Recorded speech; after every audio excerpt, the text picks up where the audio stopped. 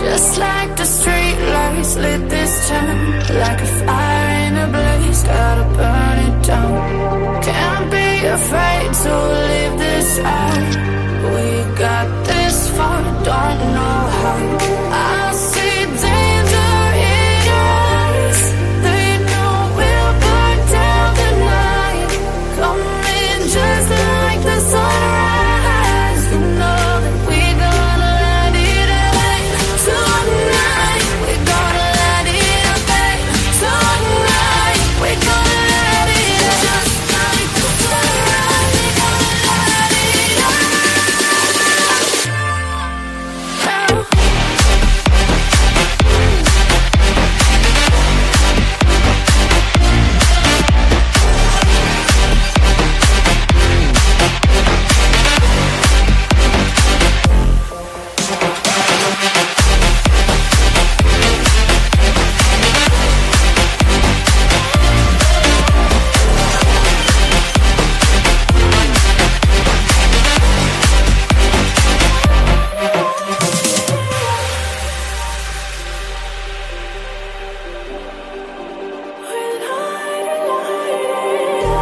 Just like a spark that's breaking out. Can't make a stop, can't turn back now. We know that there's no room for doubt. No, we can't turn back now. I see danger in your eyes. They know we'll burn down the night. Coming just like the sunrise. You know that we gonna let it out. Tonight, we gonna let it out. Tonight, we gonna let it out. Just like the sunrise, we gonna let it out.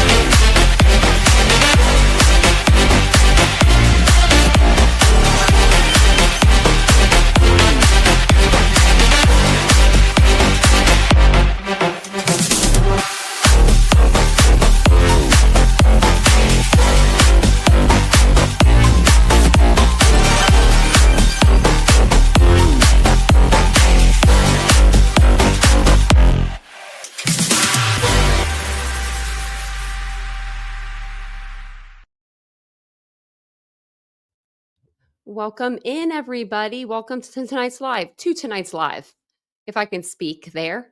If you're new to the channel or you're watching this on a replay, hi, hello, my name is Tanya or TitaniumBuilt. Nice to meet you. If you're coming in and you already know who I am and you know about the channel, well, then welcome back for yet another live. I appreciate you guys so much. Appreciate you being here. So how's everybody doing? How's everybody's week been?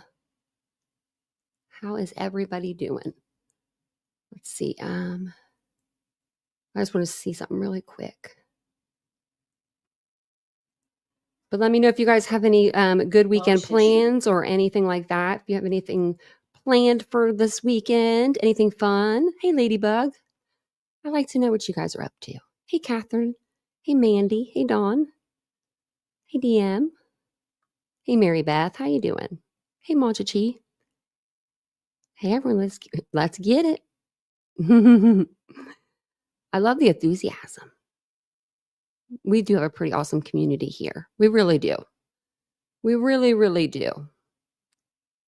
And I like Grizzly too. I haven't been over there in a little while though. I need to go back over there. Oh, thank you, Mary Beth. I try to be authentic. What you see is what you get. I know everyone says that, but like, I don't know. I'm just not very good at, like, I can't keep up the charade. I get bored. I'll get bored too easily to be someone else. You know, I got to be myself. So, hey, Triple L, because I'm pretty exciting. Let me tell you. I'm pretty exciting. Not really. Hey, Cyber Warrior. Maybe one of these days they'll make premium where you don't have to buy it, but probably never. They keep raising up the price. I have this little dry spot on my elbow. I might have to get some lotion for it. Hold on one second. I'm just going to open this door and grab my bottle on this cart. Is it on the cart? Yeah. Sorry about that, guys. My elbow is suffering right now, so I'm going to put some lotion on it really quick while I go through the names. But welcome in, everybody. Hey, Mr. Rosebud. Hey, Classic One. It's finally Friday. Got that right. It's been a long week. And Catherine again. Hey, Trippy Dead. It's been a little while since I've seen you. Hey, Diane. Welcome in. And Classic One, I said you right. Oh, my mic. Yep, mic's on. Mic check, mic 1, 2. Yep, it's on. I think it's the right one. Yeah, I'm speaking right into it. Yep. Do you want me to turn it up a little bit? Here, I turned it up a little bit. Maybe that's what it is. Maybe it's a little low. Hey, Naomi. Hey, baby girl. I'll say it should be on because I didn't unplug this thing today. But I didn't unplug it the last time. Oh, no, I did. I did unplug it. That's why I had to switch back on the mic. Hey, Jet Set Jay. You have faith that, the jury will get it right. I have faith that the jury will get it right, too. And I don't know if I said, hey, to baby girl and Naomi, but I think I did. Welcome in. Hey, Tony. Happy weekend. Hey, Tumbleweed. I like that name. Oh, wait, I just realized I didn't turn my camera back on. Thank you. It's easier to do when it's straight. I usually, I don't know if you guys noticed, but I've been trying not to, this is weird, but I've been trying not to wash it as much, like my hair as much since I got extensions. So I usually will go like 1 day or 2 days with straight hair and then 2 days with like curly hair. And then by the 3rd or 4th day, I got to wash it because I can't be doing like 4, 5, 6, 7 days like some of these people do. I can't do it. Just can't do that. I feel like, I don't know. I work out and stuff. I just can't do that. I can't be doing all that. But welcome in, everyone. It's good to see you guys all here. I'm going to let you know in the beginning of the live before I forget. I'm going to go over to my page just so I can remember the code. But it's on my home. It's on my post. It's under my community post. But if you use coupon code, all capitalized, summer 25, this weekend, so through Monday, all products are going to be 25% off in my store, Poppy and Ari. It's a women's boutique. We sell candles, home decor, accessories, clothing, all that stuff. And I have a couple pictures on there also. And any sales over $100, you'll receive a free necklace, which is a $15 value. Just wanted to let you guys know that in the beginning because this is a pretty big sale, and all the proceeds are going to go towards summer apparel. So, it's like a win-win over here, win-win. But I wanted to tell you guys that. Hey, Moxie's mom. Hey, Sailor Outlaw George. I was on the other screen. Look at that. But yeah, I just wanted to tell you guys. So summer, all capitalized 25. But before we get started on the not tonight's live, what I want to do is I want to go over Brian Kohlberger's jail stays. I guess the arrest of Brian Kohlberger, and then his stay in the Latah County Jail, and then his stay so far in the Ada County Jail. And then I also have a video. I think it's the last one from Fox Nation that and it talks about his arrest and stuff. So it kind of all flows together. But I wanted to go over that with you guys because I thought that was pretty interesting. But tonight, before we get started with that, I'm going to read over this article that I found. That's just Fox. It's just Fox News, but they're going to talk about the court proceedings that Brian Kohlberger just had on Wednesday, just in case you guys didn't get to sit through the 8-hour live, or you haven't been on any channels to know what happened. I'm going to give you guys the skinny. I'm going to let you guys know kind of what happened during court. So we'll pull this up. Oh, I wonder if they are. You think that they would be, at least with his laundry next? Maybe, you never know. We do have bralettes. That could be a lingerie. So I think that there are jail calls probably happening. I would assume with him and his parents, at least. I don't know who else he would be talking to. I mean, other than like Ann Taylor or something, but maybe between his parents, those might be released after the court's over.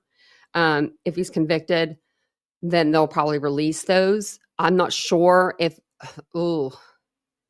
it just depends on how many they have, because they're going to charge. I already know they're going to charge for those. They'll definitely charge because it's such a high profile case, I feel like.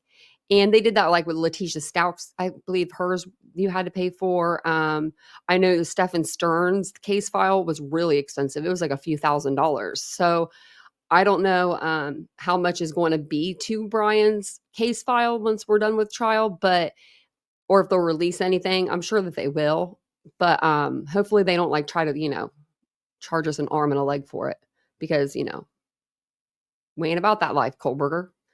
But we'll go through this article real quick, and then we'll talk about we'll get into the meat and potatoes, the jail stays and stuff. And I actually looked up the Ada County Jail today. They have a video that shows the insides, the ins and outs of the jail.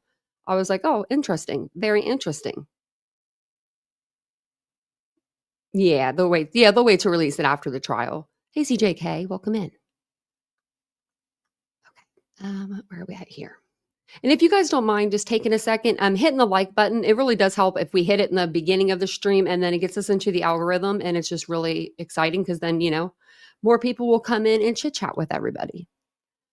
So Brian Kohlberger's defense struggled with prosecutors over what evidence should and shouldn't be allowed in his upcoming quadruple murder trial at a full-day hearing in front of Judge Stephen Hippler in Boise, Idaho on Wednesday. I don't know if you guys missed that or not, but it was a pretty good hearing. It kept us entertained for the most part, through the whole hearing. So other than a little bit when Ann was talking, she was doing circles. So, but Kohlberger 30 faces 4 charges of first-degree murder in the deaths of Madison Mogen, 21, Kaylee Gonzalez, 21, Xana Kernodle, 20, and Ethan Chapin, 20. He also faces a felony burglary count. Hippler decided some motions from the bench, but said he would announce other orders later in writing, including his findings on defense motions to strike the death penalty as a potential punishment due to Kohlberger's diagnosis of autism, and defense claims the prosecutors have missed key discovery deadlines. Defense attorney Ann Taylor cited the recent Lori Vallow case in which the court threw out the death penalty over missed deadlines. Kohlberger, however, has waived his right to a speedy trial, and Hippler asked Taylor why she hadn't raised the issue months ago or requested more resources, like a half a dozen additional paralegals to help her go through discovery. Yeah, why didn't you ask for help? Were you afraid it was going to cut into your budget of like $200 out of your pocket? Because, that could be it. That could be why. Deputy Latah County Prosecutor Ashley Jennings also flat out denied Taylor's accusations that prosecutors were slow walking discovery and said everything the defense has asked for has been provided, a point that Taylor conceded in front of the judge.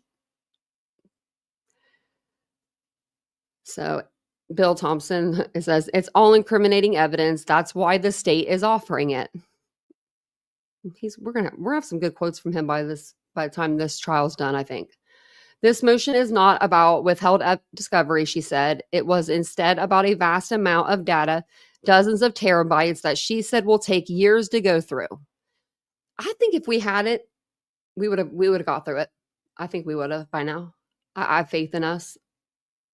Hippler told her he expects most of it is irrelevant surveillance video that doesn't need to be gone through, but he said he would likely require the prosecution to certify that it has disclosed all potentially exculpatory evidence that they're aware of, and that the defense is not already flagged.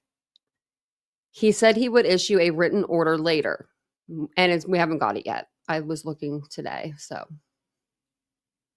it's Friday too. Dang man, I'm gonna look again. I'm gonna look again in a minute and see if they put anything else up there.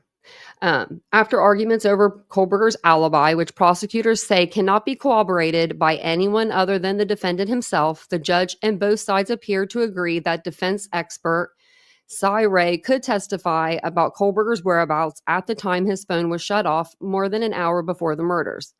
But Latah County prosecuting attorney Bill Thompson made it clear that it's not an alibi. Who is going to say he was out driving around looking at the stars? Hippler asked Taylor. She said her client has a right to remain silent.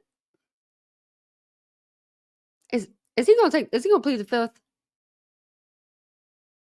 If I swear if he gets on that stand and he does something stupid like I used to plead the fifth, and every question they say he says I plead the fifth, I'll probably scream. I probably will scream. The question is whether you have a witness who is going to testify to that, Hippler said. Hippler partially agreed to the defense motion to block prosecutors from using the words murderer, psychopath, and sociopath in the trial, but noted that what the defense has asked for amounted to issuing an order that says the court shall not commit prosecutorial misconduct. He said he expected the rules to be followed, that the term murderer could potentially be used during closing arguments, and that the words psycho and sociopath could not be used unless an expert evaluation determined they accurately applied to Kohlberger, something that has not happened as of Thursday. As for inflammatory evidence that the defense wants kept out of the trial, like overuse of gruesome crime scene photos, Hippler said the murders were brutal and horrific, and he expected the evidence to reflect that. So yeah, she's like, we don't want all of these pictures coming in. I know she's trying to do everything she can, but for the love of, it's just, I'm surprised the judge hasn't, his face said it all in the hearing. But really. In one key moment, Taylor claimed that the defense had uncovered a new lead regarding a potential alternate suspect and was investigating. And another, she said there are 100 hours of interviews with people who knew Kohlberger from Washington State University, and many of them had unkind things to say about him. Kohlberger was studying for his PhD in criminology there. The campus is about 10 miles from the University of Idaho crime scene.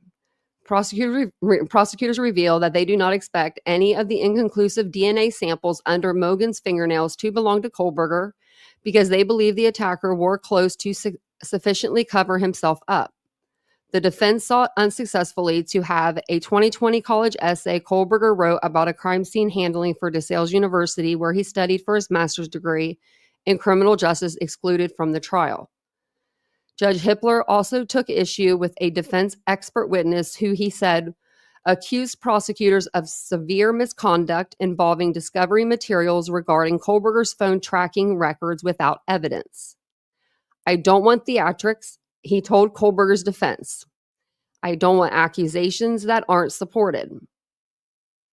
At issues are timing advanced records, detailed location data from a phone that is only preserved for 7 days. The prosecution's initial search warrant sought this information in November. Kohlberger wasn't identified as a suspect until December 19th. Jennings said she did not have the records. Hippler asked Taylor what evidence she had that they even exist. The hearing touched on other issues, such as whether Kohlberger's immediate family has a right to courtroom seating. Prosecutors noted that some relatives will be on the witness list and, as such, shouldn't be allowed to observe testimony in the case prior to taking the stand themselves. And that's usually how they do it. Alec Murdaugh's trial was a little different. They didn't do it that way, but whatever you got to do, I guess. While Kohlberger's defense attorney, Elisa Massif, said the family has no interest in helping the prosecution and predicted the prosecutors would only call one relative at best, Jennings revealed that prosecutors intend to call a few. I wonder what the families think of that. Like, with them saying the family wants nothing to do with the prosecution. They want nothing to do with helping them. I understand that's your son and everything like that. Like, that's your son, but you've got to understand that there's 4 families that were affected by this tragedy. And if you needed to go up on the stand and say a few words, then you're just going to have to get up there and say a few words. You're just going to have to. And I bet you it's his sister and his dad. That's who my guess is going to be. That's what I'm going to put down. So the defense wanted the 911 audio blocked from being played before the jury. Hippler said he would likely allow it, but redact some statements that could be considered hearsay. Similarly, he said he would consider redacting portions of a traffic stop in which Kohlberger had a back and forth with an officer in the months before the murders. Prosecutors said they intend to use it to show his ownership of the white Hyundai Elantra. There's that lady sitting back there. Look, so here she was back there. As was the other picture up here? I saw another picture. Oh, it might have been on something else. Maybe it's down further. So there's the lady that was given the heart behind Brian. So I'm thinking this is like the first half. Maybe this was the second half. I don't know. Massive took issue with referring to Kohlberger's car as the suspect vehicle. Because in some other pictures, you see that there's like 3 other different people sitting right there. So that's why I'm like, I wonder when she got kicked out. You don't get to, and I don't get to tell the state how to try their case unless they're violating the rules of evidence, Hippler said. Hippler appeared unsympathetic to the defense's opposition to including Kohlberger's Amazon records, which showed the purchase of a K-bar knife and sheath set before the murders, as well as searching the app for the same items after the murders.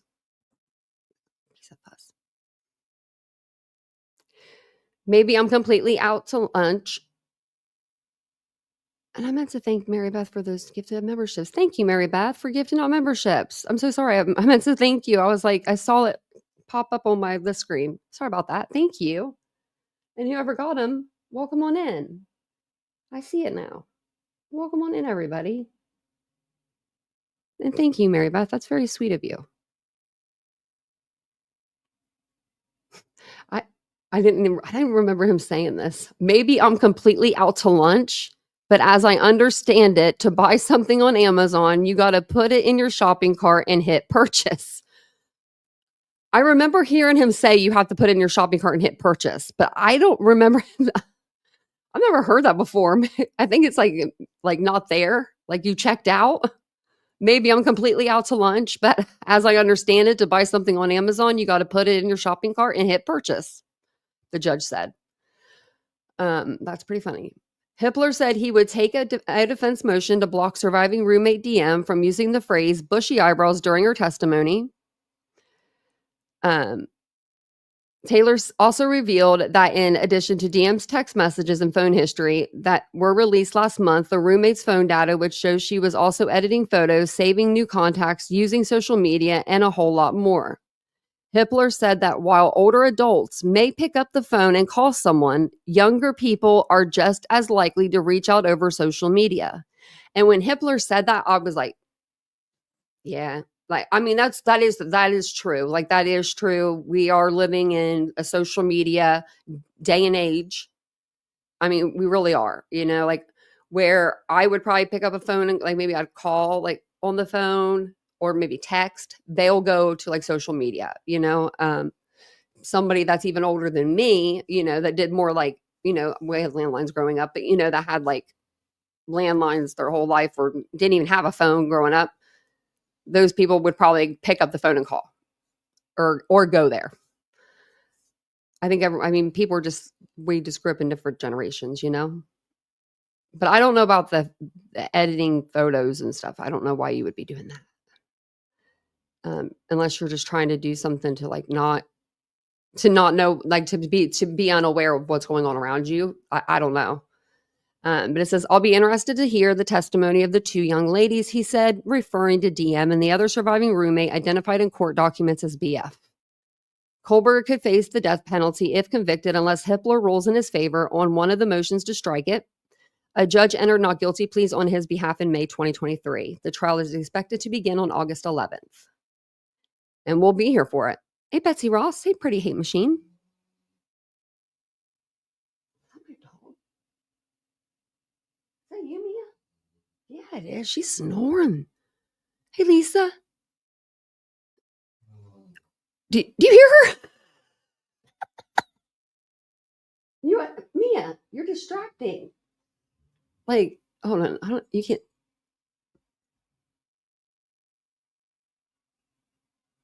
You're distracting. She has her head cocked to the side, but you can't see it because she's so gray. She has her head like this, like facing the camera. Oh, man. She's funny. So if you hear some weird noises, it's not me. It's the dog. I'm like, what was that noise? She's been out of nowhere, but super loud. She's passed out. Her eyes are in the back of her head. That's true that people don't give out their phone numbers these days. That is true. I have a Google number. Like I think I've only given that to like 2 people though, or something, 3 people. And then I think there's maybe 4 people on the app that have my own, like my personal number, maybe 5, something like that. Not a whole lot. I'm the worst when you call anyway. I never answer a phone call because I swear, people call all the time for like business loans. We're going to give you $1 million. No, you're not. You're not giving me $1 million. So stop that. Jet said, I've had an Amazon account for years and I've ordered hundreds of things. Not one thing has ever been in my cart unless I personally put it in there. Yeah, me too, Jet set. Now I have gotten like double of something one time and that was pretty cool. But we sent them back. But you know what I mean. But they did send 2. It sounded like Brian had the account and the family bought stuff from his account. See, I don't even know if the family even bought stuff off of it for his, like for their own account or their own benefit. You know, like they had like the tire stuff. It was like, you know, like if you need like fix a flat, they got and they got like camping or a car. If your car breaks down, it's like a whole car thing where it can help your car if it breaks down. And then bear spray. And then there was a 4th item on that list. I think that Brian might have ordered all of that stuff too and had it in his car just in case something were to happen, like either A, when he was going to and from the crime scene, or he bought it for B, to and from his house because he was going home, you know, cross country. And if you get a flat, like in the middle of like Arizona, I don't know if there's like desolate roads out there, but you might. So you might need those kind of things. And that would be like something that's not, you know, like we don't have to side eye that, but I mean, in itself, it's side eyeing.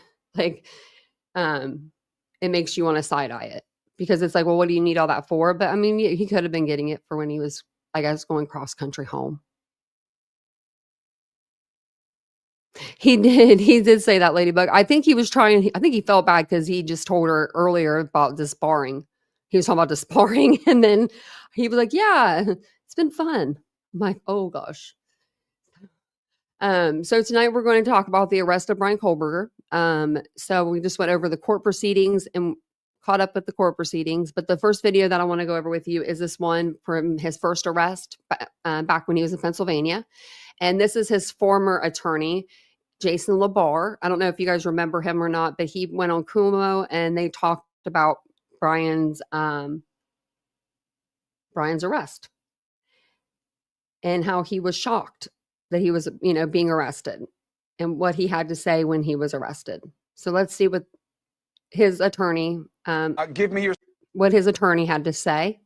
And if you're just now joining us, thank you guys so much for coming in. I appreciate it. If you don't mind, take a second, hit the like button, subscribe to the channel if you haven't already and you'd want to. We'd love to have you. I'll drop the membership link in the chat if you'd like to become a member of our channel. We'd love to have you become a member.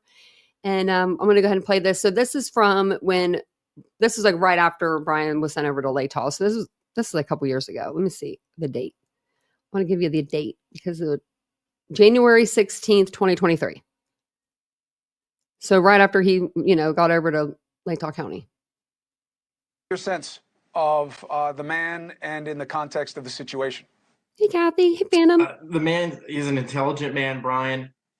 He was easy to talk to. He was aware of the situation. Really, it was a great conversation that we had given the circumstances of everything involved. Great conversation. You say that he told you he was shocked that he was arrested. How so and why? I believe he was shocked by the moment that the police broke his door down, had guns in his face. He was unaware that that was going to happen, and he was really He had it in the back of his mind. It was going to happen someday, somewhere, somehow. Shocked by the arrest. He wasn't expecting it, obviously. Maybe he was shocked. To be clear, you drafted a statement with and for your then client, the accused, in which he said, "I will be exonerated." Those were not your words, but do you agree with his assessment? I agree. That's what he had said to me, that he believed that he would be exonerated, which I believed implicitly that he was innocent of the crimes. Now that is we're both lawyers. You're just a better one. I don't know about that. I do. Your zealous representation responsibility is to do everything you can to advance his cause under law. That's zealous representation. You do not have to say you believe he is innocent. You can say he's not guilty of the charges. They can't make the case. I think that they're speaking out of school. I don't think they have what they think. There's a whole range of qualifying statements. But innocent is something else. Innocent is that you believe he did not do this. Do I have it accurate? Well, I don't want to put those words in my mouth. He said he was eager to be exonerated, which I believed him to mean that he believed he was innocent.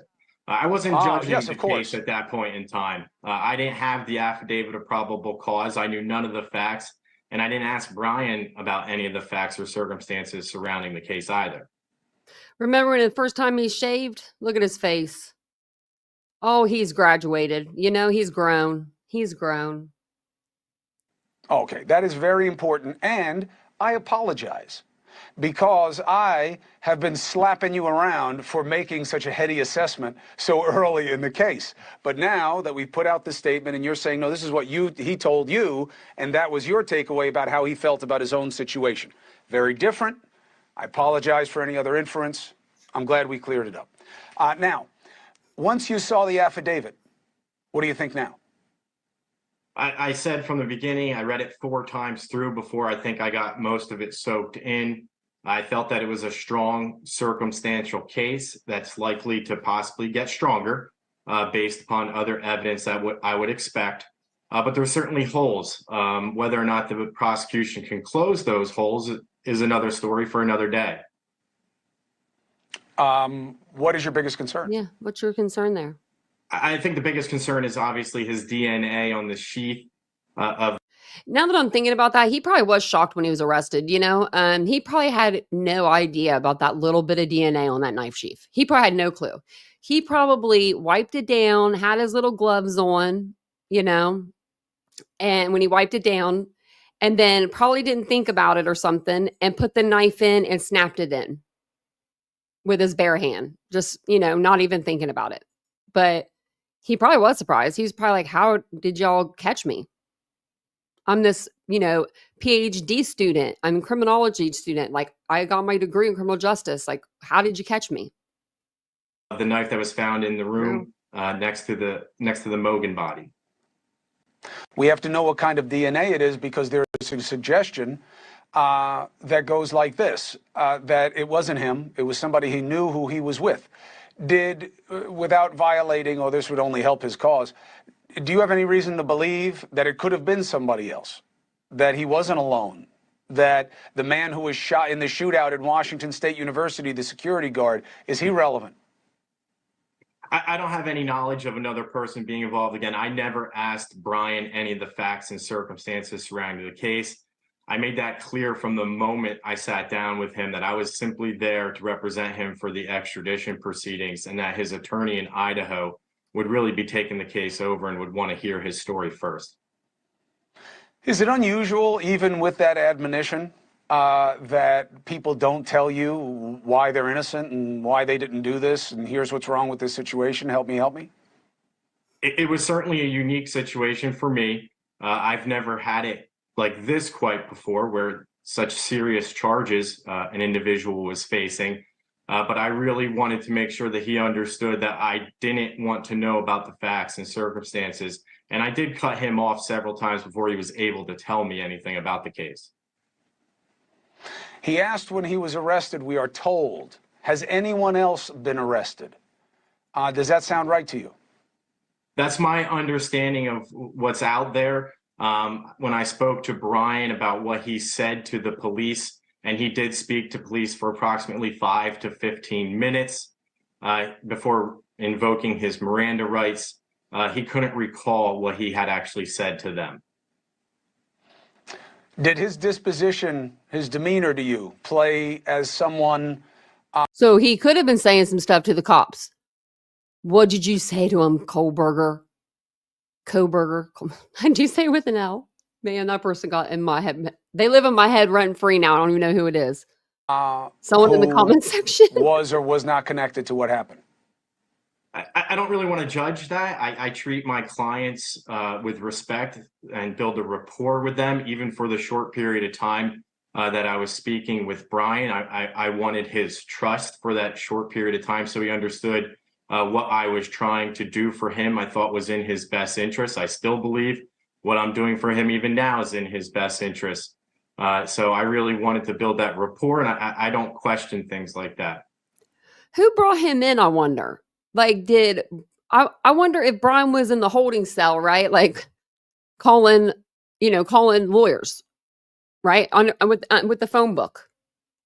That's, I wonder if that's how it went, or I wonder if his parents actually reached out and they got him the lawyer. I don't know who did. I'm just curious. Especially because I don't think he's is he a public defender? He might just be a public defender. I don't know. Appreciate it. A probable cause. Let me see. Hey, thank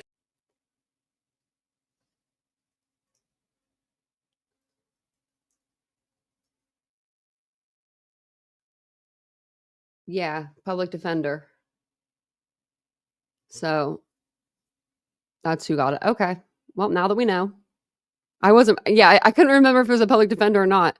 I wouldn't figure that you would pay a lawyer if it's just an extradition, or if it's just for extradition, because just don't fight it. Just go over to Idaho, save your money for whenever you get to Idaho and you have to really defend yourself if you have to pay money out, which he doesn't have to. And he's got a lawyer that's $200 an hour. She's making more than Bill Thompson. One of the lawyers, the new lawyer, he's only making $99,000 a year.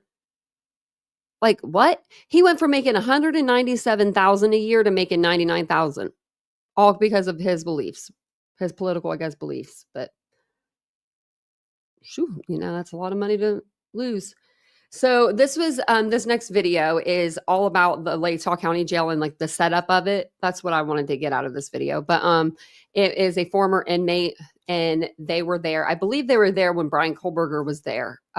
But they give Ashley Banfield the layout of the jail, and then she has in the video you'll see it. So it's pretty interesting. I don't know if you guys saw this back whenever they first aired it 2 years ago. It's been forever, but we're going back to review these things. So I feel like we hear things that we didn't hear. We probably heard them the first time, but maybe we don't I don't know. They didn't click. And I think little things are going to start clicking for us because we're getting a lot more information. Yeah, Jerry, tax dollars.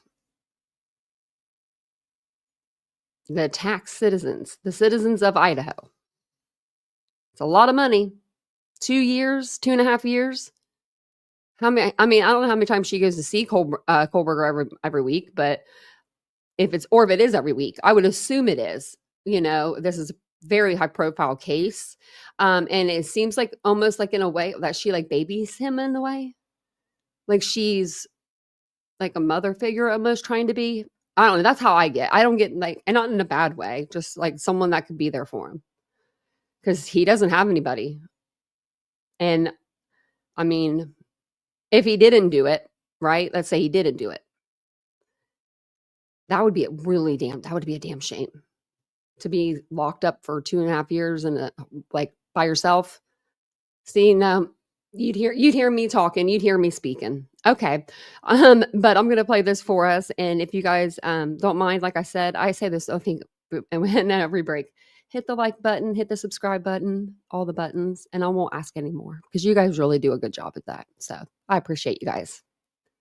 All right, let's hear what this guy said. I forget what he was in for. I wonder if she asks him. I forget. So whenever you're laying down, somebody of my size, your head's touching one side of the wall and your feet are basically they give you a better demonstration too. Touching the bars. It's very short. It's very short in there. If you sleep with your head by the toilet, it smells foul. It's horrible. You sleep with your head on the other side, all you get is bright lights. So, it's uncomfortable in there, to say the least. And then I think there's one description you also said that it says tiny cells too short for a 6-foot man. if you decided to sleep, and we've got a diagram, up on the monitor here, where you can see the toilet is at one side of the cell and the bars are at the other side, and the bed runs the length. If you decide not to sleep with your head next to the toilet and you choose to sleep with your head next to the bars, did you say that the other inmates can actually reach you, can reach through the bars and do something to you? Yeah, so that could be a possibility. I have only ever heard of that happening. I didn't have it happen to me. But the fact of the matter is Koberger won't have anybody in that hold with him with the charges that he has. It's extremely serious. They wouldn't take it lightly and put anybody else in danger.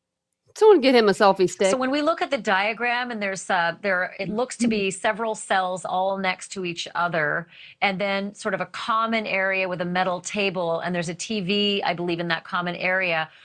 That does not depict the maximum security area. Is that correct? No. So if you look from where it says main gate to maximum security, the moment you walk through that gate, you are in the maximum security hold. Then right there in front of the main gate, there is a gate through that barred off corridor where the TV is. That's where the guards would always be. The inmates would be on the other side of there. So okay, so like on the other side of this like blue, like you see this, the security camera, the TV, this is the door or gate, I guess, but I'm assuming that it's like a door, like an iron door. And that's where the maximum security part would be. So Brian's over here to the right. And then this is the common area for the other, like for just the jail population, and then their beds and their bunks or whatever. all of that is the max security area.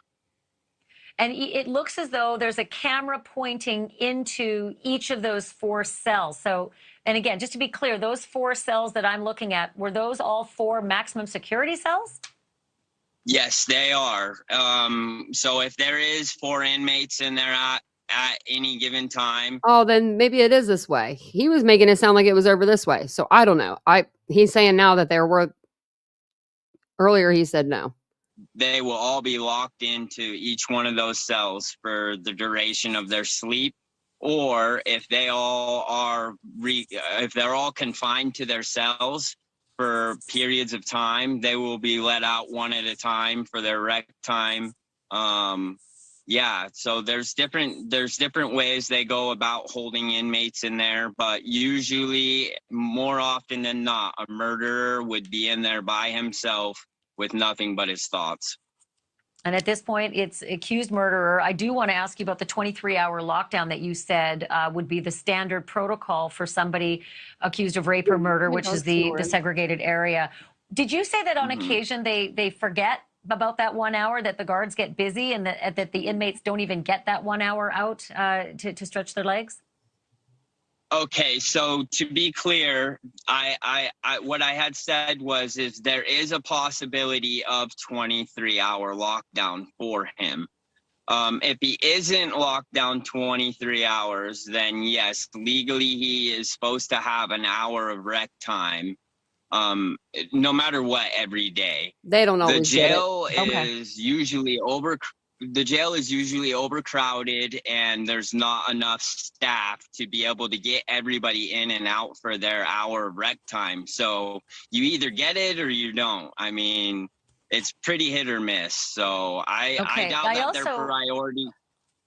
Sure. I also want to ask you about the rusty conditions, because there's some pictures that were put out publicly of the jail that didn't look too bad, but that might be one area of the jail. The area of the jail that you remember, the max security part, not quite so fancy, as you describe it, very rusty, very old. Give me a bit more of a feel for that.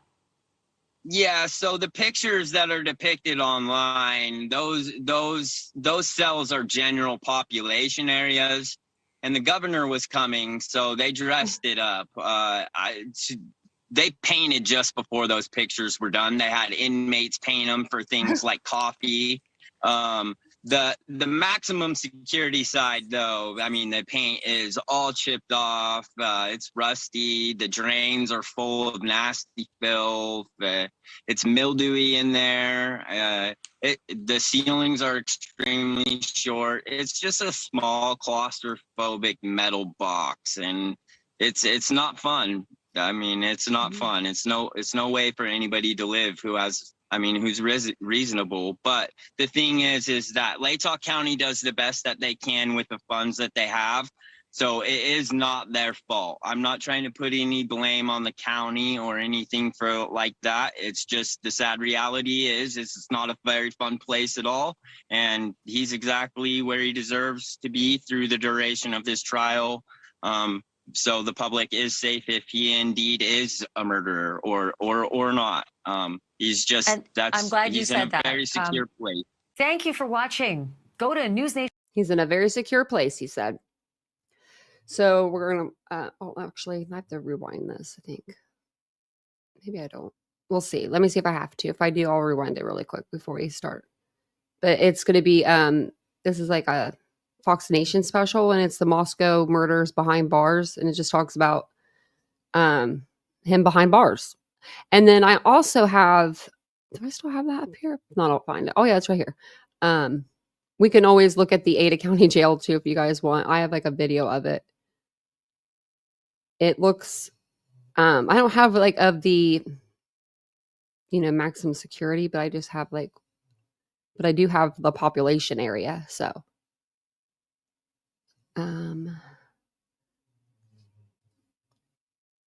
see.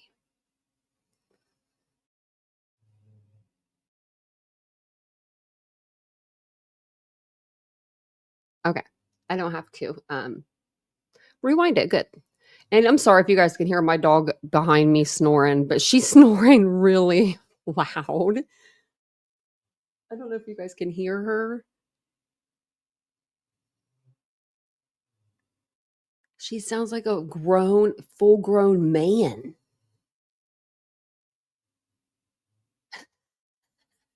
Oh my gosh, she sounds like a man back there. Oh my goodness. Mia, are you alive? There you are. There she is. She's so pretty. Okay, there she is. She's good. She'll be passed out in another 3 minutes. She'll be right back to sleep. She loves that chair. I don't know what it is about this room and the chair. It calms her. It's her happy place. And the other dog's down here on the floor. I don't know. I'll have to see if you have to see her. She does have a great jawline. She's beautiful. I think Banfield is so pretty.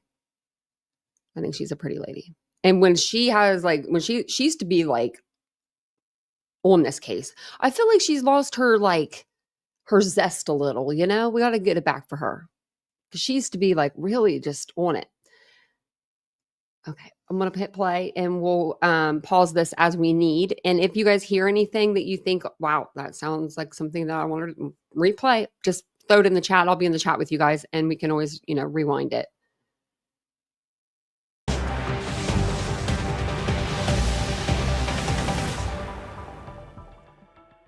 Four University of Idaho students were found dead Sunday in a house near campus in what officials have called a crime of passion.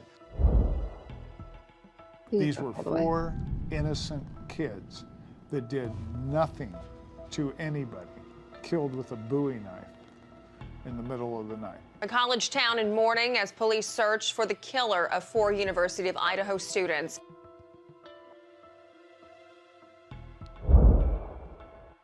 The level of outrage out there is so extreme. I mean, you just feel it in the air. The case is everywhere. After an intense manhunt, a month and a half later, Koberger was arrested across the country at his parents' home in Pennsylvania. This guy's obsessed with killing. He's obsessed with committing crimes and getting away with it. He was wearing surgical gloves when they arrested him at 1:30 in the morning. It's a planned murder. This just wasn't off the cuff. Why this house? Why these girls? Brian Koberger will go on trial in October for the murders of four University of Idaho students. If convicted, he could face life in prison to the death penalty. Got overwhelming evidence with this guy Can they offer him a plea deal? It seems odd to me that this was his first killing, and he could bargain off of that. Well, who's jumped on board Team USA? Is there a surprise witness? This person went in there that night with the intent to kill and showed no mercy, unprovoked. So a Bowie, I think it's called a Bowie knife. It's just like a common name for like a fixed blade fighting knife. So it says it's just this different type of knife. It's just a large fixed blade knife. I don't know why they called it that instead of, a K-bar, but yeah. I think, isn't Bowie like for like fishing and stuff? I don't know. I guess you could use it for either or.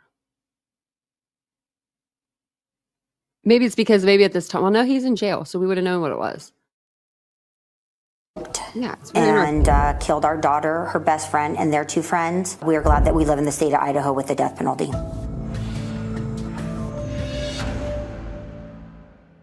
Today we're talking about the Moscow murders. With me are three guests with a lot of experience. Chris Swecker, retired assistant FBI director, and also a practice. Mark Furman. Did he get in trouble for planting evidence in OJ's case? What did he get in trouble for in OJ's case? Was it racial remarks or something? I remember he did something. Let me know if you guys remember, because it says crime scene expert by his name, and I'm just curious. He's the guy, yeah, who found the glove. That's what I thought.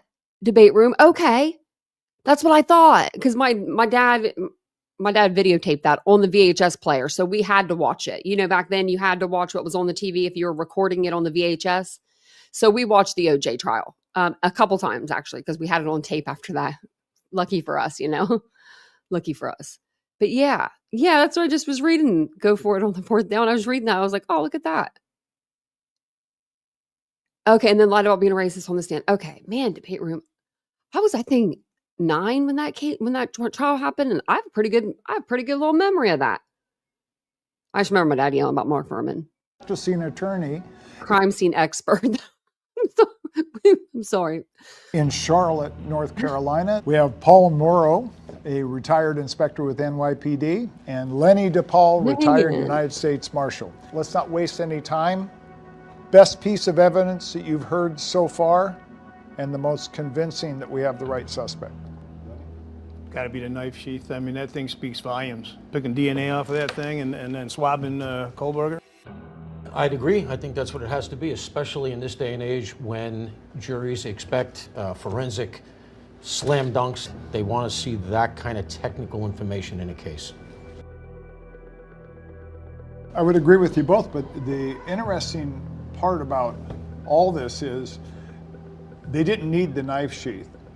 The car, to me, is the pivotal point because they were narrowing down the white Elantra. A possible break in the case of the 4 slain University of Idaho students. Authorities are asking for the public's help in identifying the owner of a white Hyundai Elantra seen near the home at the time of the quadruple murder. Remember what they said? There's 37,000 white Elantras in the state of Washington and Idaho. Well, they did that to kind of throw it out there that they really didn't know anything. They went to Washington State University and University of Idaho and go, first thing we're going to do is all white Elantras that belong to anybody, and then in those 2 counties. So they narrowed that down to dozens. Second day that they had a make and model. A big break came November 29th. An officer with the Washington State University Police cross-referenced white Elantras on campus and found one registered to Brian Kohlberger. The 2 unsung heroes in my mind are the 2 university cops over in the University of Washington who, independent of each other, discovered the relevant white Elantra, and ultimately that was the big data point that began to open the door. In conjunction with the Pennsylvania State Police, the Federal Bureau of Investigation, detectives arrested 28-year-old Brian Christopher Kohlberger in Albrightsville, Pennsylvania, on a warrant for murder of Ethan, Zana, Madison, and Kaylee. It's getting to the point now where the defense attorney is starting to make motions and actually start play out. What did you guys think about the proposed alibi? Weak, obviously. The defense just says, oh yeah, the alibi is he drives around at night in the car. He likes to do that, period. I was just thinking of myself being the detective in charge, and this was my case. I just go, yes, you just put him in the car. They knew that he was probably on a camera leaving the parking lot at a certain time and coming back. There's no way they could say he wasn't in the car, so now it becomes an alibi. You have to give notice to the prosecution as the defense that you're going to present an alibi defense. Why? So that they can corroborate it with witnesses that you're going to have in court. If that is all you're presenting, it's not a real alibi. And if you don't come up with a real alibi, then you're not going to be able to present an alibi defense in this case. I think we'd all agree that you need somebody to testify to the alibi, and Kohberger is certainly not going to take the stand. It's a sign of desperation. He's unlikely to come up with anybody who can corroborate that he was doing this. You'd have to argue not only that somebody else was in the car, but whoever this other person was had his phone, because the two of them parallel each other when they actually did the forensic dumps. Who's this mysterious person in his car with his phone driving around in the middle of the night? And that same person, by the way, was there 12 times before at Kings Road leading up to the homicide. Police say Kohberger's phone had been pinged near the crime scene at least a dozen times prior to the murders, all but once in the late night or early morning hours. I hear about pinging and I understand triangulation, but it's kind of an advanced forensic tool. So tell us how it works. Cellular intercepts are unique, especially in my world, when you're chasing human beings. As you move, it's going to go from tower to tower to tower. You'll get direct triangulation. There are devices, equipment out there that I'd rather not talk about, but you could pretty much put that phone in somebody's bathroom, even though you're sitting in the middle of Manhattan and there's 7 towers around you. You're actually intercepting that signal going to the tower. Yeah. He turns his phone off right before the homicides. He turns it back on afterwards. I shut my phone off for 2 hours. I mean, that's just classic. But it's telling us a lot more in retrospect. It's interesting where that thing wakes up and goes to bed every night. Is it going up and down at 2:45 to well, that's 5:05 every night? You want to see the pattern. You want to see who he's talking to. Who's his 5 favorite people that he calls all the time? Now you're going to look at those 5 phones. So you're talking about human nature in the way they use a device. Absolutely. You know, as a former prosecutor, you're always thinking, what's the defense going to be? Defense is on a fishing expedition. I think the defense is going to attack the strength of the prosecution.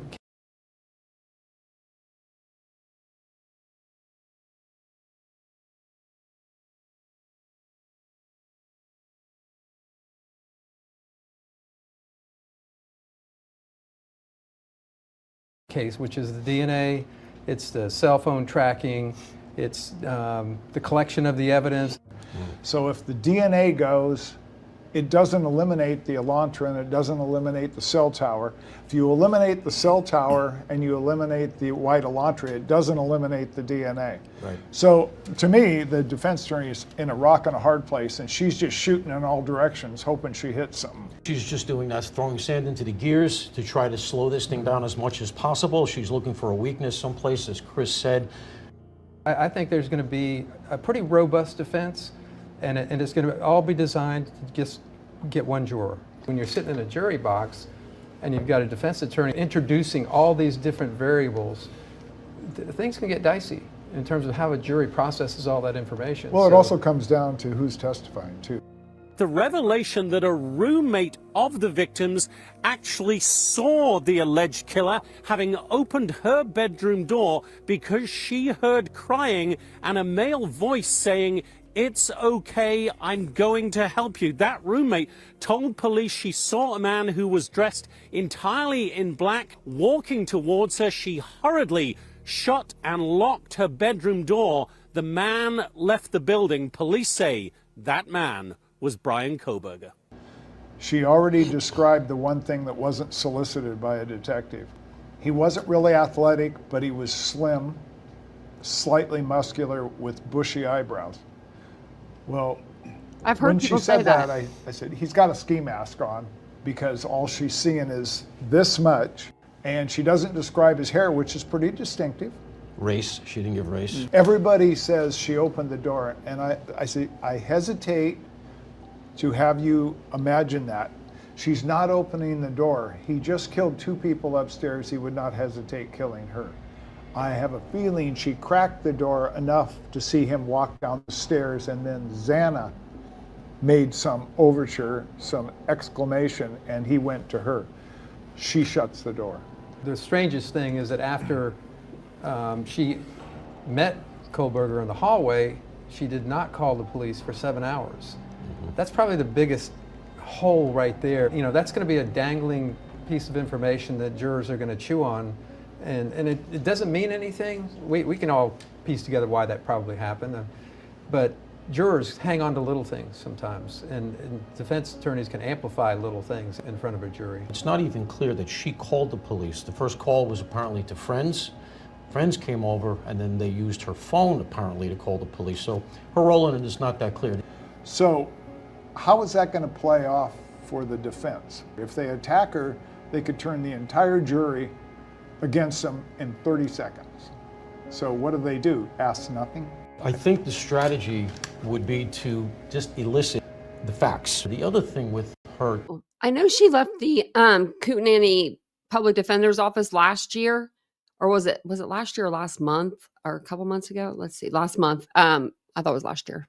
Well, it would have been almost, we're in April though. But she left, and she's going to be doing her own like private practice. But I think that she's still able to keep the cases that she was already working on prior to that. So I'm going to try to see if I can find anything about it, like anything else about it, because it looks like every time someone asks about something, they're like, gag order, didn't say anything. So testimony that's just a little bit mysterious is that by definition here, Brian Kohlberger didn't have the knife sheath. That K-bar knife is a big knife. That's just short of a sword. So she sees him in the hallway leaving after at least 2, maybe 4 murders. And she sees this person. She gets the bushy eyebrows. She doesn't see him holding this knife. You would think that'd be the first thing she would see, but you don't want to attack her because it makes you unsympathetic. And when it gets to summation, the defense is going to create a timeline that's counter to the prosecution's timeline. At that point, she's not on the stand, and you can elicit all of these contradictions at that point. Well, he could have been hiding the knife. Who knows? Sure. I mean, we don't even know that he knows she saw him. Right. He was probably listening to his own heartbeat at that point. It was probably pounding it out of his chest. He just had a hell of a fight, and he didn't expect it. FBI personnel returned to the house where 4 University of Idaho students were murdered last year. The Bureau says agents are at the house to construct visual and audio exhibits and a physical model of the home. I was told that they've got a lot more evidence from the scene on Kohlberger. So if somebody leaves their knife sheath, I would find it hard to believe that they don't have fibers, hairs, an eyebrow, saliva. We know Xana fought, and almost by definition that means there's going to be skin scrapings, right? Well, I think the evidence was fairly well preserved at the scene, and we don't know 90%. The search warrants are just enough to get them probable cause and let them search vehicles, residences, computers, and then they pull everything else back and go, we're not going to show our hand. And you could argue, just to play devil's advocate, that they were too gentle about that. If you're looking at Kohlberger, you say, okay, we get the white Elantra, he fits the description. When we look into his background here at the University of Washington, he's about to be fired and subsequently was because he's having trouble with women. Yeah, Anne is one of only 13 public defenders in the state of Idaho, and she's the only one right now in northern Idaho that was acting as a death penalty lawyer. There's only 13 in the whole state. So I think that's why they kept her on it too. And I was reading and it said that Jay Logston is like, he went up to like her level and then she kind of like left, you know, like to do the private practice. Man, her tongue is hanging out now and she's about to start whistling. This dog's making me laugh tonight. I'm sorry. Et cetera. It fits a lot of the profile. Grab his garbage. There's no expectation of privacy. You don't even need a warrant. I think they were minimalists because the more they gave, the more the defense and the defendant would know. And they had something to protect. What don't we know? Has a knife been recovered? Clothing. There was multiple places he could have disposed of it in water and land. He was quite active after the murders. I think that they were very, very cautious about how far they went, and then ultimately what happened is I think it worked against them a little bit because he blows town and he takes that mobile crime scene with him.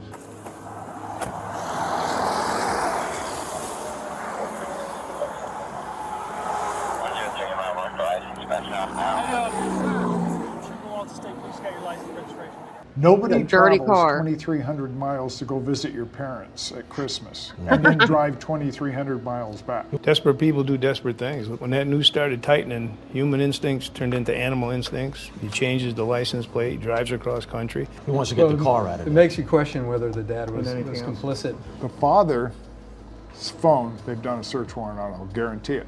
Because I would have done it. I would have got phone records from the father's house. Yeah, see if they're cell talking to phone each other records. beforehand. You want to see if they're texting with each other. Oh, absolutely. I don't think the father was complicit. I think he was Mr. Clueless in the video. He might have gone out there because he knows he's got this troubled son. Right. And so we don't know what triggered that trip. Right. That car was never going to come back. He was going to sell it, destroy it, hide it, store it. He clearly had a game plan. He was definitely taking steps to cover his track.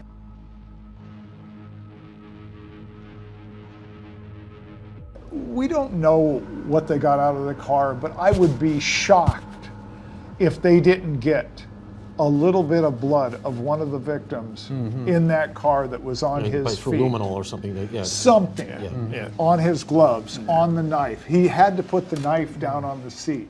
This is really a battle over DNA evidence. They want to know how investigators narrowed the DNA search down to one suspect. The defense attorney made a statement that the contact DNA was placed at the scene. Defense attorneys are going to attack the process, and the most vulnerable part of any kind of forensic evidence is the collection. So when the defense attorney says the detectives or the officers or a lab tech planted the evidence, she's saying that they planted evidence that's invisible. And where would you get it? You don't know who the suspect is. Invisible evidence. At least 2 or 3 weeks, if not 6 weeks. It could have been cross-contamination, if you will, where somebody's handled something that did have his DNA from the car. And I don't know what the sequence of the collection was, but you could argue as a defense attorney that they came into contact, whoever collected it, and then transferred it over. So you're talking about everybody at the crime scene does their job, goes to the lab, you have this evidence taken from the car, this evidence taken from the scene, this person analyzes this evidence and cross-contaminates somewhere along the line. The two. And there's no indication that he's ever been in the house before. So if you were going to try to claim some far-flung cross-contamination thing, you could say, well, he's been in a house, he's been in the kitchen, maybe it was picked up there, et cetera. There's been no indication that he knew any of these people in that way, that he was in that house. So if they're going to try to make that claim, that they're going to say the police are in an enormous conspiracy here with the FBI, Idaho State Police, Moscow local cops, other cops in Idaho who assisted in processing the scene. This is a conspiracy on the level of the Warren Commission. They actually said the defense attorney is inching up on the OJ defense. So I appreciate what she's trying to do because I totally agree with her. Your client's totally guilty. So we have to do something other than attack the evidence, which we're not going to be able to sufficiently do. And nobody ever accuses anybody of planting evidence. I just want everybody to know that. Forensics experts talking to Fox say that investigators will likely gain a whole lot more DNA evidence from this scene. Listen here. And it's not just blood. We're talking about any kind of touch DNA, like dead skin cells that are sloughing off. You also have hair transfer, fiber transfer. All of these things are going through. And here's key. If he has blood on him, he's going to contact the surfaces that he's walking on and touching. Powerful evidence. Everything in this case is pivoting around this knife sheath. What does she say about contact DNA? Yeah, my understanding is touch DNA is one of the problems is the amount of material that you're working with. And I think what they'll try to do is draw a distinction between touch DNA and something serological, right? It's like blood, for instance, where just by definition your blood's there. It wasn't transferred unless somebody somehow or other got a hold of a sample of your blood, which is a lot more far-fetched. I think it's going to be dueling experts, if you will. I just want to know about, I mean, it could be his, but there was brown, it was blood. It was blood. They tested it. It was positive when they did the presumptive test. And it was on his uncased pillow. Gross. I just put a pillowcase on there. Why wouldn't you? So uncased pillow, and then also on his mattress protector, like cover. And the cover, the way they almost describe it, it's like it zips up and like the whole mattress, like the whole entire mattress. So like top and bottom, because it said there was like I believe blood on both bottom and the top of it. Maybe that's not his. I mean, it could be. It definitely could be like a nosebleed or something like that. But it could be transfer. It definitely could be. When you get two different experts in there saying different things that favor their client, it's going to confuse the jury and they're going to cancel it out. Touch DNA. Oh, well, somebody took it and touched his DNA. But I don't know nothing about DNA, and it makes sense to me. So, yeah, I think that could be an issue. They're going to have to argue somehow or other that either it was somehow inadvertently transferred to this knife, it was for sale in the local Walmart, Kohlberger picked it up, thought it was interesting, put it back, later it was used for the homicide, it stayed on the knife, something insane like that. Okay, so I'm at the scene and I'm the detective in charge, and I said, okay, there's a knife sheath here. This is the first thing we need to recover before we do anything, because it's obviously left by the suspect, because I don't believe the victims own a K-bar. They collect it. They take touch DNA off. That is collected and put on a slide. It's put into a machine and it comes out with the profile. There's no match. There's no match. So Brian Kohlberger isn't arrested because of the DNA on the knife sheath. He's arrested because that DNA profile actually matches a family tree of somebody that went into GEDmatch and agreed to let law enforcement use it. Now the defense is arguing that is illegal. You can't have it both ways. You can't argue that the genetic genealogy violates his rights if you say contact DNA isn't good. Well, again, you're trying to confuse the jury. Now you have to get into a deep explanation about how they used forensic genetic genealogy. That's when people's civil liberties inclination might kick in. I think the end game here for the defense relative to the genetic genealogy is to make some kind of fruit of the poisonous tree argument. They're going to say, look, that's what pointed you at my guy, and as a result, everything that came after that should not be allowed into the case. If it wasn't for genetic genealogy, my client would have never been arrested. Well, my client's car would have never been searched. Is it going to work? No, but it does get very legalistic. Even if law enforcement was not allowed to run the check that they did from one of the genealogy databases, it didn't hit Brian Kohlberger. Reportedly, it hit his father. So you have a civil case potentially involving the father. One of the things that every defense attorney is trying to do is create appealable issues during the trial. And this can be an appealable issue because it's never been heard before. The general public never knew about this until this case right here. What's a number, though, that will work for the prosecution here? Ultimately, when they get the swab at the arrest, okay, it comes back as 5.37 octillion to 1. That's 27 zeros. 27, that's more than all of the grains of sand on planet Earth. That's how. Okay, that puts it in perspective. He said it's more than all the grains of sand on the Earth. Wow, that's a lot. That's a lot. Okay, how do you even know how much sand? How can you even calculate that? But somebody did apparently. Take it back 15 seconds. Wow, that's interesting. At the swab at the arrest, okay, it comes back as 5.37 octillion to 1. That's 27 zeros. That's more than all of the grains of sand on planet Earth. That's how likely it is that it's his DNA that's on that sheath. You're sitting in a jury box and you've had some doubts. Oh, big, big number. It's got to be him. All right, now the 28-year-old suspect in the murders of the 4 Idaho college. I hope the prosecution uses that. All the grains of sand. I thought it was 28. Let's see.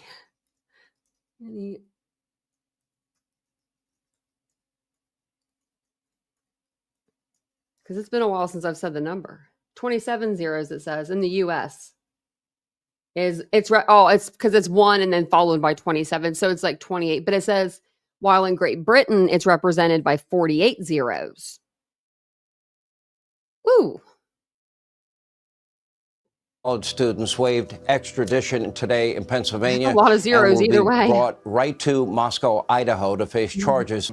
Everybody waives their right to a speedy trial because they want the time of the murder and the outrage and the press to be as... I want that job. I want to go count all the grains of sand. Just kidding. I'm just kidding. I don't. Like, what did they do? Like, I don't even want to know how they even... far away from the trial, and they want a terrorist attack, an invasion of another country. They want something that happens in between. Does anybody see it as a surprise that Kohberger waived his right to a speedy trial? Not a bit. They want as much time to pass. They want memories to fade. They want people to get distracted with other stuff. And witnesses to forget. Anybody think they're going to cut a deal on this? I see 3 reasons why it could possibly happen. First of all, you never know what a jury's going to do. Number 2, you have to put the family through all of that stuff again. Now, in this case, the families reportedly do want the death penalty. The 3rd reason might be the most compelling, which is that families in cases like this, if this goes to trial and he's convicted, we're never going to get the why. And so sometimes the only way you're going to get the why is if somebody cuts the deal for their lives. They have to allocute on the record as to absolutely everything. If they fudge it, deal's off. And that might be the only way we ever get the entire story of Brian Kohberger. Here's a wild card. But that would be Brian asking for a deal. I think he could ask for a deal maybe. If it gets towards like right before trial. But then again, I don't know. I see him being like stubborn and riding this out. Like, and he know, I mean, if he did do it and he knows he did it. And it's a really out of left field, but I think it seems odd to me. This was his first killing. You open. But do you think I'm sorry, I keep pausing it, but do you think he's going to wait? Like he's going to want his family to see all that? Like, think about that. If maybe that would be Brian's kryptonite, his family, and he'll be like, I want a deal, and I'll tell you everything that happened. I don't want to go to trial or something. I mean, that if he was, I mean, I don't know if he has any dignity left in him at all, like anything at all, don't put your family through that. Don't put these other family members, the victims' families through it. But I know you don't care about them. Don't put your own family through it. You know what I mean? Like, oh, man, I would hate to be his family members. They're going to have to live with this the rest of their life. Like, anytime their name, like they say their last name, I'd be changing my last name. Open up with your criminal killing career with 4 victims. And there's a remote chance that there's another one out there, and he could bargain off of that. It's been done before. Paul, do you think that he could get a fair trial in Moscow? Very, very tough question. I don't know, because the level of outrage out there is so extreme. And realistically, for this trial, you practically have to hold it on the moon for people not to have had some sort of preconceptions. I just think that a change of venue will serve no purpose. I think the outrage is nationwide. If I had to predict, it's getting tried in Moscow. People, they may not realize, but the autopsy photos of these 4 young people is going to be shown on a big screen in extreme clarity and in color. And the jury will be done after that. The jurors cry. And they start looking at the defendant. Yeah. This is going to be very graphic. They have to show the crime scene, and they have to show all the blood. And the description that I have heard from some people that were at the scene was horrendous. A slaughterhouse. One of the things they're going to do is just elongate the trial as much as possible, because You want as much time to pass as possible so that maybe the jurors grow some calluses relative to that. And then potentially on summation is where you want to throw all of that out at the jury. I think a lot of people would say, okay, yeah, I'll look at the evidence. Now you got to convince me he didn't do it. Well, the evidence that's come out, despite the fact that it's only the tip of the iceberg, is very compelling.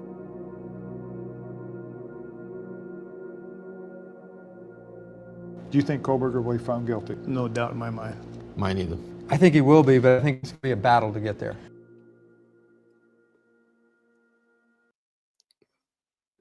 It says it has not been set right here, but it has now. Finally, it has now. I wonder, like, I mean, he had to have known he left that sheath behind, though. I mean, I'm wondering if when he was like going back towards the back slider, they say that, like when Dylan saw him, if he wasn't maybe going back up to the third floor to retrieve the knife sheath. Because if you think about it, he would have been on the second floor when he was finished with, his killing. So he would have then realized, I would think, after the last person, he would go to put his knife back in the sheath, and then he'd be like, oh shit, like where's the sheath, right? Like where'd my sheath go? And then he would probably think, well, oh, there, it's probably upstairs because that's where I took the knife out of the sheath, and then maybe he was going back up there. Maybe he did see Dylan, and then she shut her door, and maybe he was up, like he was walking, and he got up to like the third stairs, and then he was like, no, I'm not doing this. And then he like turned around and he left, he turned around and went out. But we'll find out during trial, I guess. We'll find out more. Maybe we'll find out more about that. I'm not sure, but hopefully we do. And I wish they would test the blood on the railing at least. Maybe not so much the glove outside, because I mean, maybe it's a little further away than what we don't know exactly how close it is, but to like the crime scene. But the railing wouldn't be at least test it and see if it matches up to any of the victims or anybody that lives in the house, like the two surviving roommates. So that way there's no question about it. Because I have questions about that. I'm just curious. You think I might going back for it, but saw someone else? I think so too. Or maybe he didn't know until after he left, like Mandy said, like maybe he was just really like adrenaline's pumping and he's like, I got to get out of here. So, yeah, Willows, he's an expert on phone data, but he's the defense's expert. And I guess some of the stuff that he was saying could like get people disbarred, like Ann Taylor or something. So I don't know if they're going to use him as an expert now. I'm not sure.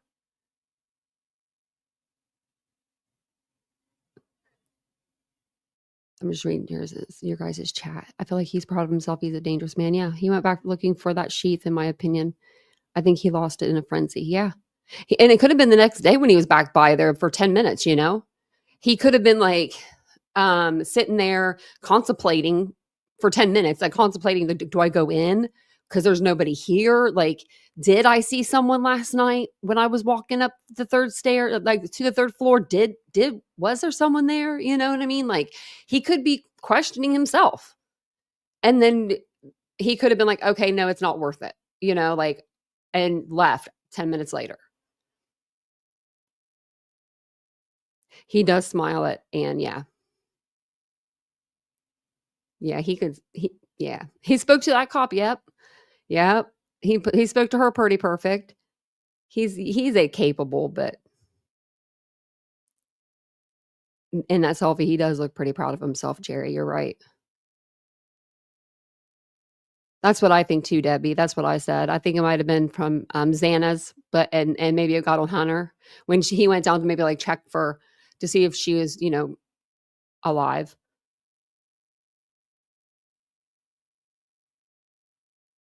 Oh, that's cute, Mary Beth. You know that they have these eggs on Amazon and they're wooden. And I think you get there. I don't know. You have to look it up. Wooden egg. There's a thing where you can color the eggs and it's on like a spindle thing too. I don't know. It looked really cool. My mom used to make me and my best friend color eggs. It makes me want to cry. She's going to be 40 in a couple days. I Snapchatted her earlier and I haven't talked to her in forever. And I said, I was in the card aisle the other day. I said, look, trying to pick out your card for your 40th birthday. I said, I was crying. Like I was getting tears in my eyes in the card aisle because we've been friends since we were 2. So that's a long time. Hunter is a hero and a gentleman.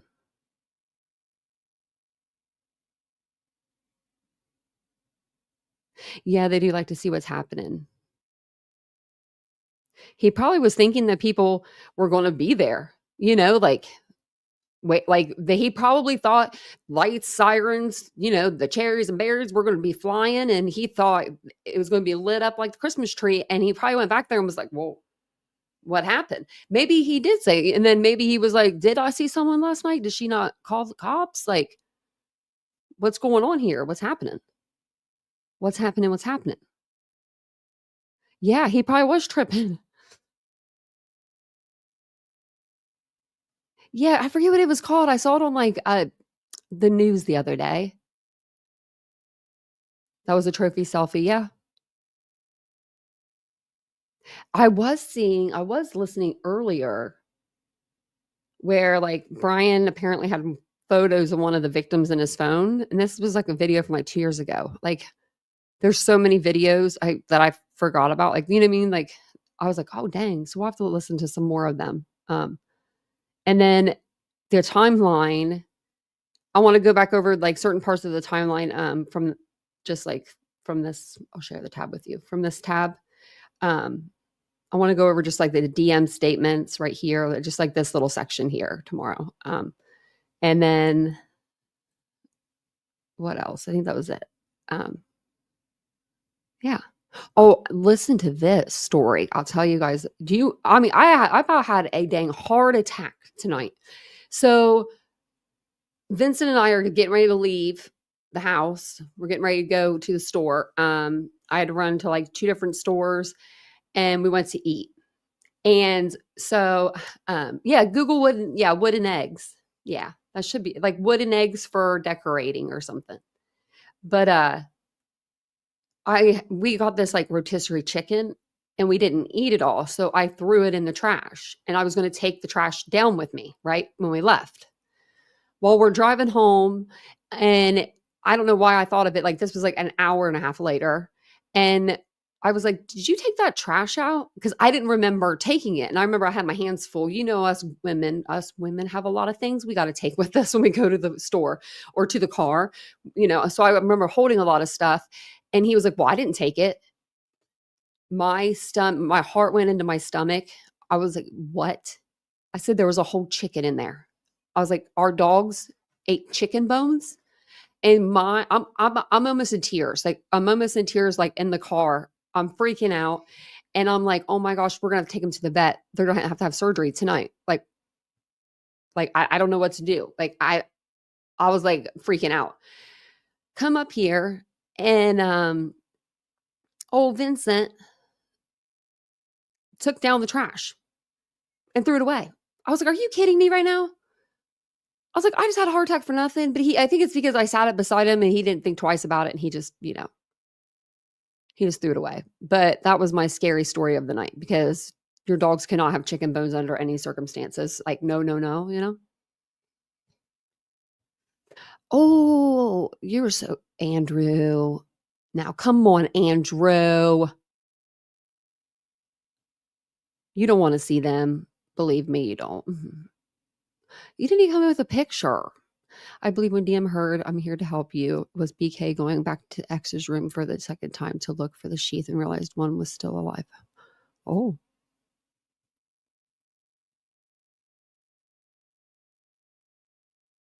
Maybe, yeah. I was trying to picture that if you're wondering. Okay, I'm gonna delete his comment, but not your comment, Daniel. The guy above you. The entire lack of police response. Yeah. He thought he got away with it. Yep. And he cleaned himself. And I think he thought he cleaned himself. He cleaned the murder away. All of it, you know? Oh, really, Debbie? That's interesting. I know. I was so bad. Oh, I was like, I thought I was gonna like shake him. But he like I was like, because I ran up here and I'm like, where is it? Where is everything? Because like I hate having a big trash, like can in my like house. I don't know. I'm just weird. I'm just weird. I'm just weird. So I have it on the back deck, but I have two smaller ones that I like put stuff in throughout the day and then I just throw it out on the back, like, in the trash. But I had a big bag and I was like putting everything in the bag. That's why it was like such a bad idea because we left the whole, like just the bag of trash, like it was just sitting in the kitchen, I thought. But Vincent took it down and he didn't even know it. You're welcome, King Scarlet. We actually just finished. Thanks, Ladybug. I'm going to go through and this is probably going to be not very smart of me, but I want to go through and unblock people because my block list is like kind of long. And it's only because we would get so many different trolls when we covered Idaho 4 back the first year covering it. I haven't like cleaned it out since I've ever been a creator. So I have like 70 people or something in there. There's a lot, but they're all like Brian Kohlberger or I love Brian Kohlberger or, stuff like that, like those names. But there are a few names I don't recognize. And I'm just like, should I unblock them? I don't know. We'll see. So if I do, and it becomes a madhouse, that's why I'll let you guys know. I'll let the mods know. So I think I'm going to go over the Papa Rogers stuff because we never went over it on this channel. And I'm going to look for the actual post. If I can't find them and collect them all, I know that another creator on the platform, which she won't mind if I use her video, she did a whole video where I think she goes through like the different postings. And like, I think it's just like her, like scrolling through so we could read them. But I'll have to double check on that. I'm not sure how she really did the video. Let me see. Let me write that down so I don't forget. And I'll put it here. And then I want to write a love letter. Not a love letter. I'm just kidding. I do want to write to friggin' old Kohlberger. Is he taking mail?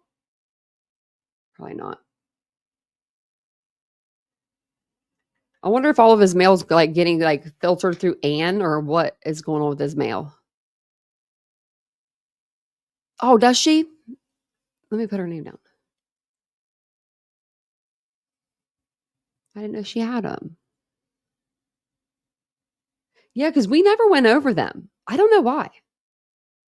Oh yeah, yeah. I think we went over the insider looking recently. I don't think it was recently though.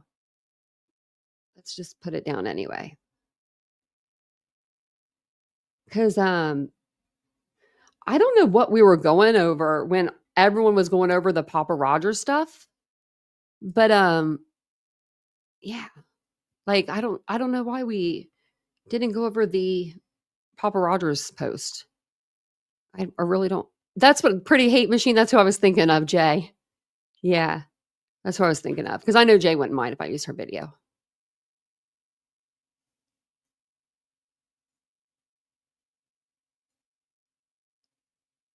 I'm glad that you found his Triple L. You watched the other day? Okay. Oh, yeah, I'm going to go. I saw it. It popped up on my timeline the other day, too. She must have hit the algorithm with that video the other day or something. Everyone saw it. I think that it would be easy to track his IP, but I heard a lot of the posts were pretty like dead on. Like he talked about the sheath or something before anyone else talked about it. I don't know. I think it's very strange. A lot of people do like to insert themselves into cases like that, Could you imagine if like, oh gosh.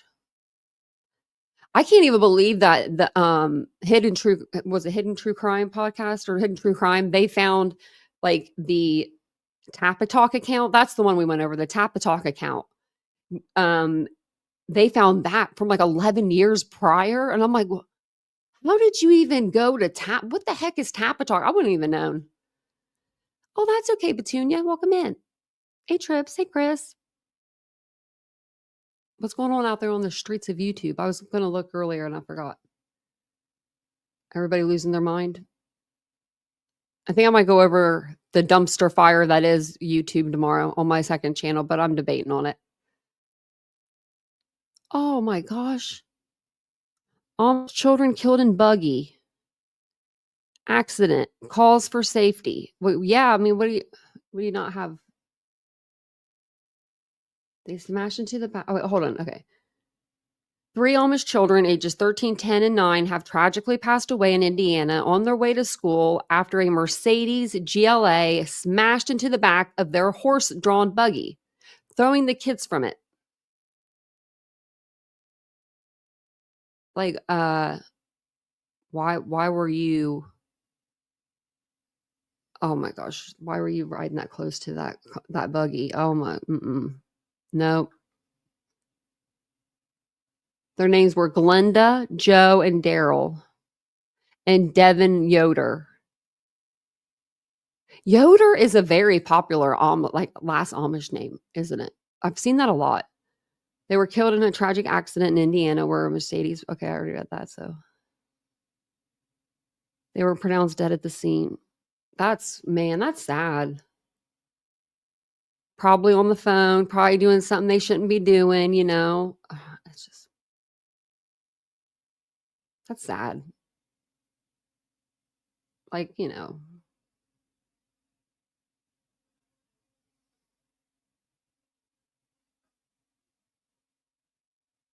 Oh, I thought this was something about what we were looking at. Okay, let's see. Who's Lori Page? Oh, this little girl here. She went missing from 2023 from Florida. Okay, I don't know. All right, let's go to YouTube. I'll see if there's anything that I can direct you guys to. Wow, everything on my timeline's from like 2 years ago now. Because yeah. My live tab isn't even like available. Does that mean nobody's live if your live tab isn't even up at the top? Dang. What's everybody doing? Okay, well. Don't forget to vote over on Unfiltered if you want me to do a live over there tomorrow. I thought about doing a live. Let me see, actually. Let me see. I thought Decipher podcast was going live tonight. They are live. If you guys, they started a while ago, but if you want to know anything about Rachel Morin's case, I'm going to put their link in the chat. It is Chrome everywhere. That's why I just said Decipher. So I put them in the chat. Make sure you tell them, ladies, Titanium sent you over. I'll be over there too. I'm going to, get ready. I'm going to head over because I like listening to them. But they're covering the Rachel Morin case. I did want to show you some pictures that I did see of Rachel Morin, but if they show them, I'll let them show them over there because these are some pretty graphic pictures. And yeah, she went on a Target run. Like that hit me hard when I saw her coming out of the Target. Like it makes me I feel so bad for her kids. But yeah, it's just sad. It's just really sad. But that is the link for Decipher podcast if you guys do want to go over there and show the ladies support and tell them I sent you, and I'll be over there as well because I'm gonna listen. I like listening into them. They're soothing to me. I don't know. I like creators that are like that talk like soothing. I like them and Duchess True Crime. If I'm ever like, I feel like if I was ever like up here, like crazy mood, she could be the one that could talk me down. Like Duchess has such a soothing voice. I feel like out of all the creators on the platform, she probably has the most soothing. Yeah, so this link right here, I'll paste it in the chat again. It'll send you over to my friends over at Decipher Podcast. They're over there talking about Rachel Morin's case. So, yeah, if you want to go over there and hang out, but yeah, no problem. No problem. The Krama is crawling over there, out there right now. Everybody's reviewing everybody, reviewing them from that. It gets confusing, you know? Like, you don't even know what live you're you're in. You're like, there's so many people reviewing so many people. It's, oh my Lord, have mercy. It's amazing. It's amazing. But thank you so much for the support. I pretty hate machine. I appreciate it so much. But thank you guys for being here tonight. I'll be back at 1 tomorrow. I might do a day live, like I said, over on the second channel, just a little what the heck is going on YouTube live. We can do open panel. People can come up if they want. They can, hang out and do all that stuff. But we will go over the Rachel Morin case over here on this channel again as well. We went over it a few nights ago, and then we'll probably hit it again on like Sunday. I'll get us all kind of caught up over on this side if you guys don't get to watch it over on Decipher Podcast. So I will see you guys over there if you go over there. If not, I'll see you guys all tomorrow whenever we're back here for the live. Have a good evening and have a good weekend. Bye, guys.